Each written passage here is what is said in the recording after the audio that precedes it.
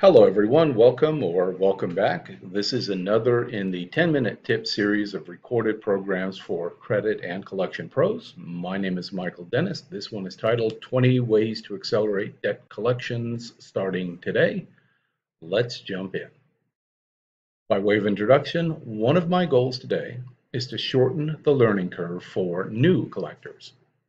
Another goal is to provide listeners with tools that they can use to start collecting debts more quickly. Another goal is to make attendees both more comfortable and more capable of collecting past due balances quickly. Today's program presents ideas and tips and tools and techniques that you can implement immediately. Without further ado, 20 ways to accelerate payments. Number one, collectors need to find the right balance between the quantity of calls made and the quality of interactions in their calls with their delinquent customers. We have to find the right balance because we know that if, for example, we focus on the quantity of calls made, the volume of calls, then the quality of those interactions falls. And when the quality of interactions with delinquent customers falls, then the outcome becomes less certain, and unfortunately, the outcome becomes less favorable for the creditor company. Number two, don't use form letters. I'm fine with written correspondence, but we need to personalize dunning notices and other types of written correspondence. Number three is, from my perspective, pretty basic, but it is potentially a problem. Please make sure that your company's invoices clearly state the due date as well as the discount due date if you happen to offer an early payment discount. Number four, also, please make sure that your invoices correctly list your company's remittance address.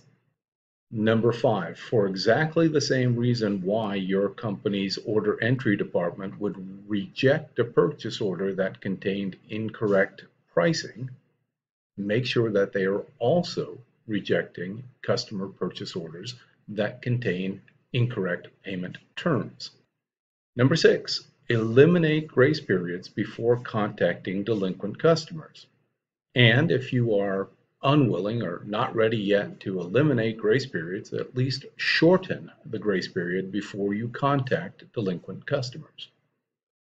Number seven, please recognize that the more flexibility you demonstrate in terms of working with delinquent customers when those accounts happen to be past due and the customer is relatively new, the greater the potential that that customer will continue to abuse your payment terms in the future. What I'm suggesting instead is that collectors be especially diligent and direct in collecting from customers that are relatively new. If you're a collector and you have a choice between calling or writing, pick calling. Call rather than write to delinquent customers. Why? Because written correspondence is easy to ignore, and a call is not as easy for your customers to ignore.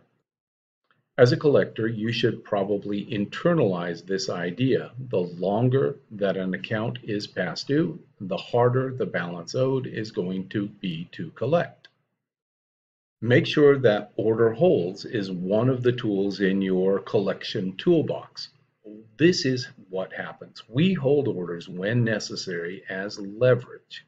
Why do we need leverage? The leverage is in place to force reluctant customers to address the problem they've created because they have not paid their past due balance. What we're doing is using leverage to encourage customers to remit payment sooner instead of later. Number 11, if you honestly cannot get your customer to negotiate with you in good faith, if you can't get them to commit to any payment commitment, then consider involving the salesperson to bring additional pressure to bear, not on your contact in the accounting department, but on their contact in the customer's organization. Number 12, as a collector, get comfortable with the negotiation process. Our job is not as note takers, our job is to negotiate for a reasonable and realistic commitment for payment from all of our customers.